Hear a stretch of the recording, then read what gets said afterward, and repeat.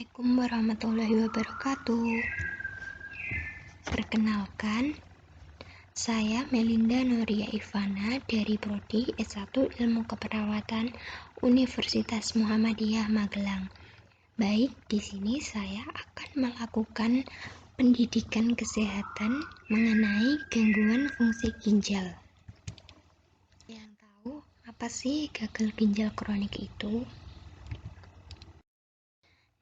Jadi, gagal ginjal kronik adalah gangguan fungsi ginjal yang menurun secara cepat dan tidak dapat kembali seperti semula, yaitu di mana ginjal mengalami kegagalan dalam mempertahankan keseimbangan cairan.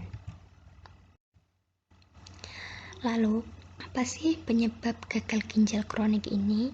Yang pertama adalah kurangnya minum, terutama minum air putih. Yang kedua, sering mengonsumsi minuman beralkohol. Yang ketiga, minuman bersoda. Yang keempat, tekanan darah yang tinggi. Yang kelima, infeksi penyakit. Yang keenam, pola makan dan gaya hidup yang tidak sehat. Yang ketujuh, penyakit bawaan. Yang terakhir, batu saluran kencing. Apa sih gejala yang sering terjadi?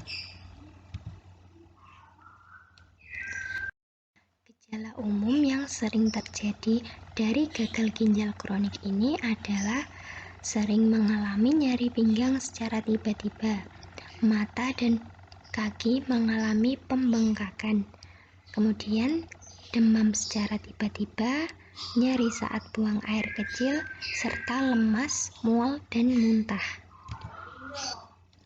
Bagaimana cara pencegahan penyakit gagal ginjal kronik ini? Yang pertama, perbanyaklah minum air putih, paling tidak 2 liter per hari. Kemudian, hindari minuman beralkohol dan minuman bersoda. Kemudian, jaga pola makan yang baik, periksa tekanan darah secara rutin, jangan menahan untuk buang air kecil, serta olahraga secara teratur. Penata laksanaan gagal ginjal kronik ini biasanya 1. Batasi cairan masuk. 2. Cuci darah atau hemodialisis. Yang ketiga, operasi pengambilan batu. Yang keempat, transplantasi ginjal atau cangkok ginjal. Yang kelima, perhatikan makanan yang dikonsumsi serta obat-obatan. Nah, perawatan gagal ginjal kronik ini bisa dilakukan di rumah.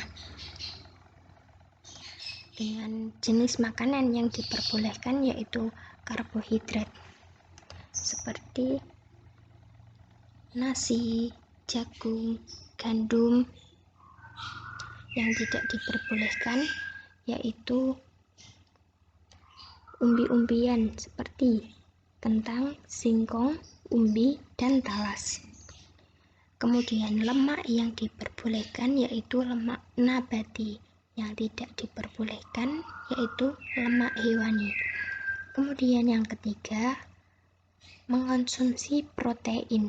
Protein yang diperbolehkan di sini yaitu seperti telur, daging, ikan, ayam, dan susu rendah lemak. Yang tidak diperbolehkan yaitu kacang-kacangan seperti olahan tempe dan tahu. Kemudian yang terakhir yaitu mengonsumsi makanan yang bervitamin seperti sayur-sayuran dan buah-buahan.